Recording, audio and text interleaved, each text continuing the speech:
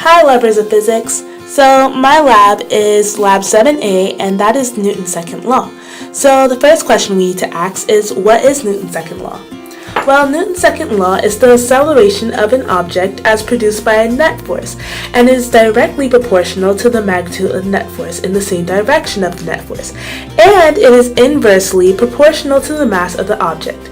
Well, simply put, the more force, the more acceleration. So to do this lab, you will need some materials that Mr. C has kindly given to us. So you have the vernier cart and the track, some weights, and also a hook that you would put the weights on, and then you need a balance beam to just weigh them and convert the masses. You will need a string as well. You would also need a Chromebook. And lastly, you will need the system of Logger Pro. So the first thing you need to do is set up your lab book. So I'm going to help you with that. So first, obviously you have to turn your lab book on and then press Ctrl D. And then you're going to log in as a guest. So next you're going to type in shell and then you're going to press enter, and then you're going to type in sudo space start unity, and then you're going to press enter again. And then you're logged in, so you're ready to go. So now you got to set up your lab. So what you're going to do is you're going to attach one end of the string to the hook and let that just dangle over the table. And then you're going to take the other part of the string and you're going to attach it to the cart.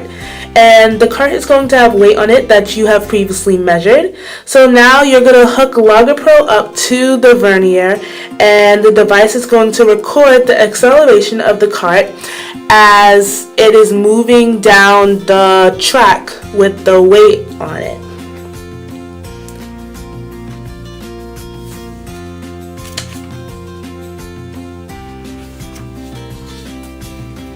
So here's what Logger Pro will look like as the cart is moving, and you can see that the slope is given to you, and the slope is actually the acceleration that you will be using to plug in. So after you have your acceleration, you're just going to go to your Google Docs and you're going to type in your results, which is your mass, which is the amount of weight you attach to the hook, and then your acceleration, which again was the slope. Now, a mistake that some people might have is you might realize you have an outlier, which is something that doesn't really mix in with the rest of the data. So to prevent that, you could just do it over again and also just take out any outliers or random numbers. So now you can see this in a real life example where if your car broke down or you ran out of gas, a sad situation, you have to push the car in order for it to move, and the more force you put on it, the faster it goes.